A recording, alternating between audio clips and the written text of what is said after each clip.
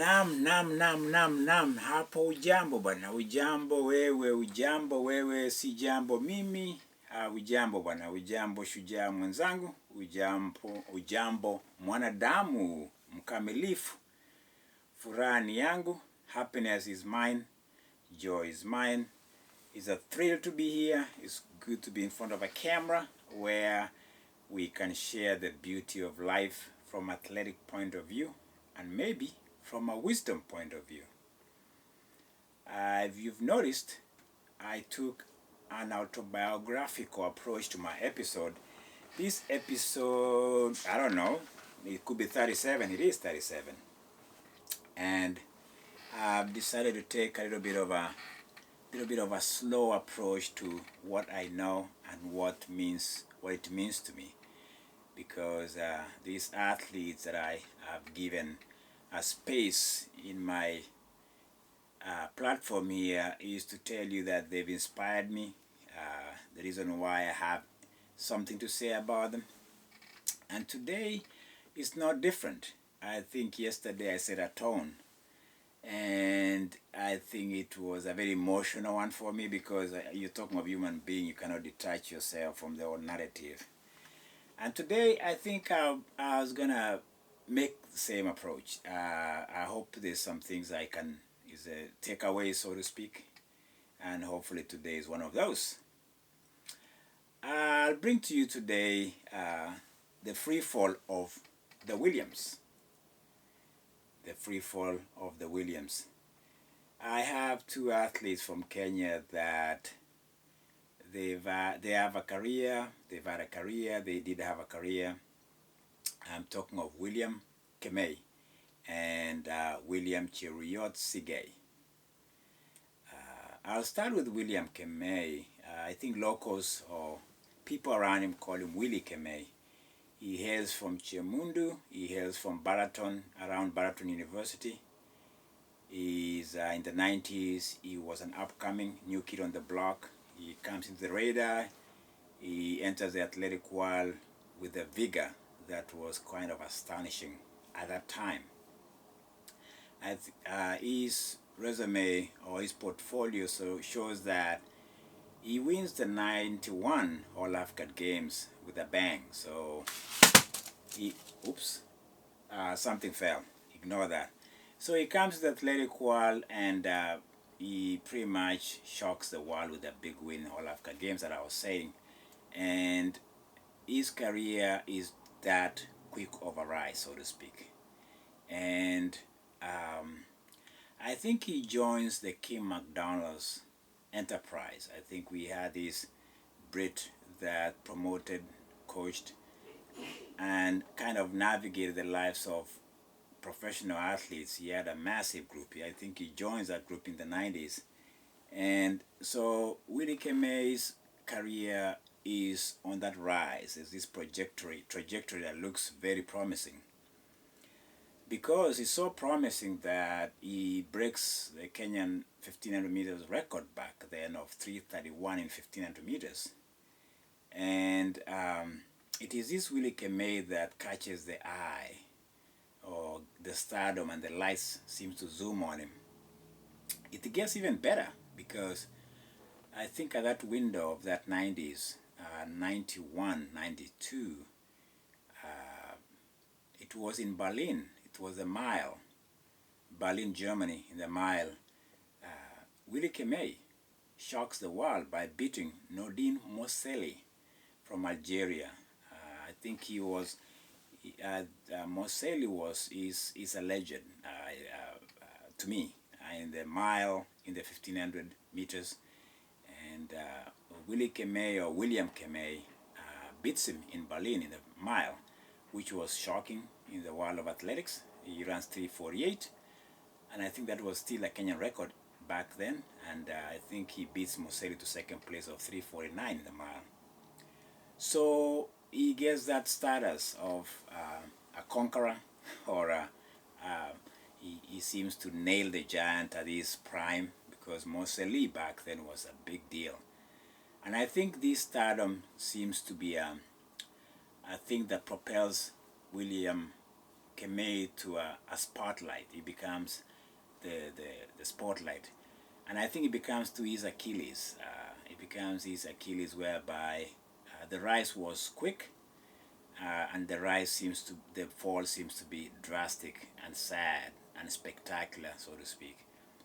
And there's one thing that happens within that period of time, because the word has that when William Kemei goes home, it's very common among celebrities, among people who come from maybe some poor areas of the country. He comes from Kapsabet, Chemundu, Baraton area.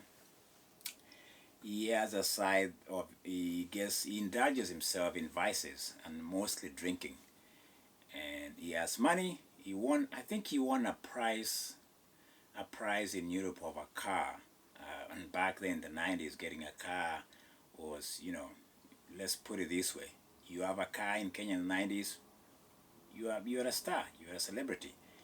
And so I think it is said, I don't know this, but I think his colleagues speak about it, that drinking and then other vices that some people know the details, catch up with him. And I think he had an accident with his price car that he got, and he was injured after that. So he is a rising star, and these are the things that follow him immediately as he gets home. And that sometimes happens a lot. Um, I don't hear from William Kemei. We don't see. In fact, back then I was in Europe too. I think I started going to Europe in '93 myself. So curiosity is always there. Word in the street, word in the hotels, words among athletes are very, very. It's a common thing. Either it's rumors or speculations. But his injuries kind of derailed him, kind of impedes his progress that I was talking about, the upward trajectory. I don't hear from him, or I don't hear about him until 1996. I think it was before coming into the Olympics of Atlanta, and this movement on the ground that some William Kemei was trying to, put back his wheels of running. And yet, yeah, it becomes true, because I ran into the guy in Lappeenranta in Finland, where I was based, and I was trying to reboot. He was trying to ignite those engines of running. Uh, I think he becomes a pacemaker for one of the pacemakers for Daniel Komen in the 3,000 meters, which to this day, 3,000 meters is pretty much Daniel Komen thing. Nobody has broken 7:20, 7 minutes and 20 seconds in 3,000 meters. And I remember Kemei playing a role in that discipline. That's the last time I saw him, and that's the last time I saw him in the European circuit back then. And then I started digging a little bit what befell the guy. This idea that he rose so quick, and then we see a downfall that involves vices and other things that I won't speak about. And so I dug in, and only to discover, sadly, that William Kemei is no more with us. He's not here with us. He passed on. He passed away in 2007, December. And that is the William of William Kemei that I know. He went to school with my brother Eric in Chemundu secondary school back in the days. It's a sad life. The guy is only 38, and he's not here with us anymore. I don't know what the situation was, but I'm gonna just talk about people and athletes, and their accomplishments and life. So I introduced you by talking about saying the free fall of the Williams. There's a second William. The second William is William Chiruyot Sigei. William Sigei was in Kenya back in the days when William Sigei enters Nyayo Stadium and grabs the torch of stardom and dominance of cross country from John Ngugi.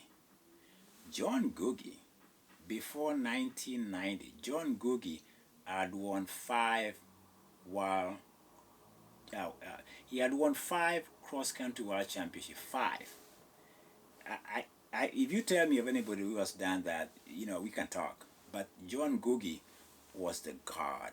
He was a kingpin of cross country running. Not to mention his 5,000 meters goal from Seoul. And if you watch that race, you know what I'm talking about. It's John freaking Googie.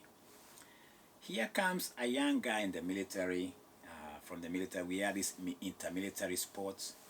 I think Air Force, Navy, they all have this championship in Nyayo. Here enters William Cheriot Sigei, barefoot, in 5,000 meters. I think it was 5,000. He destroys the field and takes the mantle away from John Cook. I was there. So I witnessed that in awe. The stadium was stunned. The stadium was historical. People are looking and saying, what just happened? Yes, William Sigei, William Cheriot Sigei had just stunned the world. Not only does he stun the world, he goes on to win 2 world championships in cross country. I think the best was in Spain, Amoreba, somewhere in those areas of Spain. Yeah, if you look at 93, 94, he's a winner, he's a champ. It gets better for this guy. It gets really, really glorious for him. Because he had joined to that empire. I call it an empire because, King MacDonald had created an empire of Kenyan athletes. He promoted them. I say that, as I said before. He created an empire for himself, as I think you will see what I mean by that, because it was a professional enterprise whereby he had this guy living in London, and from that point he could just get them around to go do the work, which is professional. Maybe I'll talk about it in my own language in some of these episodes, how that empire works. Is it good for the athletes or is it good for the empire? Well, I'm talking of Britain. So William Cheriot Sigei, I think his best ever is to watch this guy in Oslo. Is to watch him in Oslo in 1994 when he takes a field that had Paul Tergat and some guy, Kip Toom and some other characters in 10,000 meters. That to me it was like, let's put it this way.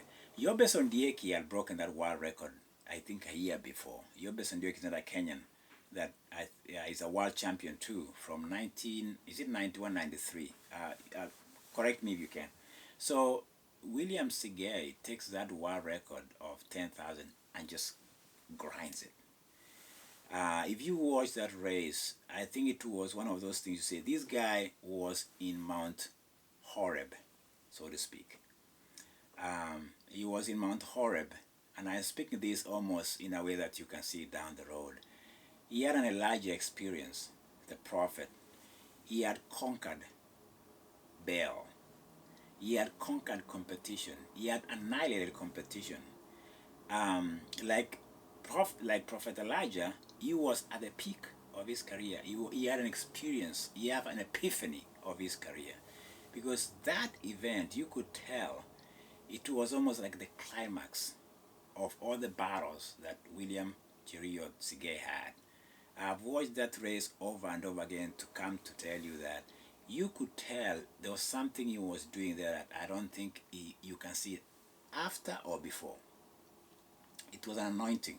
He had, as I say, if you know Prophet Elijah, from Mount Horeb, after he destroys his enemies or whatever you see there, the happenings, he goes to the cave and is depressed. You can read it. It's in the First Kings in the Bible. Anyway, I'm giving you those scenarios so you can see how big this thing is. Because Cheriot, or William Sigei, his last 1K or 1 kilometer in the 10,000 was 2:37. I don't think you know what that means in track. His penultimate lap, his last lap was 57 seconds. You have no idea what that means in 10K back then. I think the competition was like 300 meters behind. Paul Tergat was in the fray. They don't even come close. He decimates them. He annihilates them. He destroys them, so to speak. And when you see him finish, It's like, I've arrived. He's not even breathing. He gets flowers. You can see him walking casually. He, let me put it this way. He had a deceptive assassin mentality when it came to competition. Very, very soft-spoken guy. Even in Nyayo, when he came into the limelight, you don't hear much from Guy. After that, when the lights went off, nothing much happens of him. The prize money for breaking that world record was massive. I know, I've heard of rumors back then that money, the dollar, the euro, whatever you call it, whatever that scenario was, because we were paid in dollars. I got paid in dollars back then. It was under the table, by the way. The money amount, the money made from that breaking that world record, I have no idea what happens, because the next time I've read about this guy, is he just disappeared. He went from the lights were on and the lights were turned off. And we don't see much about William Sigei until we find out that drinking, drinking, and drinking. To a point whereby the only thing that I saw an interview that was done, a brilliant interview by the local newspaper, is that the only race he talks about is not winning twice the world championship cross country. He talks of Oslo. In fact, they named him locally, he's known as Oslo. People don't even talk of William Cheriot Sigei. Nobody knows that name. Oh, where is Oslo? So they've renamed his character Oslo because he was in Mount Horeb. He was at the peak. And after that, he's just gone into the cave, so to speak. And he's been drinking, and drinking has taken a toll on him. He's still around, and it's interesting that he's still around and the brain is still around, because I read something that was fascinating. A quote, I'll quote this from him. In July of 2024, this year, before Paris Olympics, this was his advice to Kenya. He says, during our time, we had one mission of ensuring that we were in the medal bracket. That helped us a lot in accomplishing those and breaking world records back then. Then he says one thing that I need to highlight for Kenyans, and I think it speaks to what I've been talking about, the demise of our athleticism. He said that we need to inject fresh ideas on how to tackle. Then, because he says here, because we are, the other countries, the Moroccans, the Algerians, the Ethiopians have been studying Kenya. Kenya has become a guinea pig, so to speak, on how to race, how to train, and people have perfected the art. That's what he's trying to say. So that he's saying, back in the days, yes, we were dominating. Yes, we were dominating, breaking world records like he did himself. But he has acknowledged that in this day and age, we cannot play the same game. We cannot continue the same thing. This is the William Cheriot Sigei, I have to say, as much as I say there's a demise to his career because of what happened, I think that world record that he did, of course it's been broken now, is held by Cheptegei from Uganda. I think it's 26 right now, 26:30s. Back then it was 26:51, which was incredible. For him to say that tells you that this guy was not just one of those Williams, so to speak. He was ahead of his time. I quote that because it was refreshing to hear from him. And it's good to hear from people even at the moment of being in the cave, so to speak, after that brilliant Mount Horeb experience in Oslo. He can still speak to the athletics of his world that there's hope if we reinvent ourselves. Not reinvent, but inject some new ideas. And really, let's put it this way. Men in these last Olympics, as I've said over and over again, were exposed. Maybe, the spirit of Willie Kemei, the late Willie Kemei, and the legend still with us in Bomet, maybe the free fall of the Williams is not a fall after all. It is a stumble for one of them, and for one of them who is not with us, may he rest in peace. Because like the other Williams we've seen in our lives, there's still hope in the athletic world. That was the episode of 37. The free fall of the Williams is not a fall after all. I'll admit, could have been a stumble.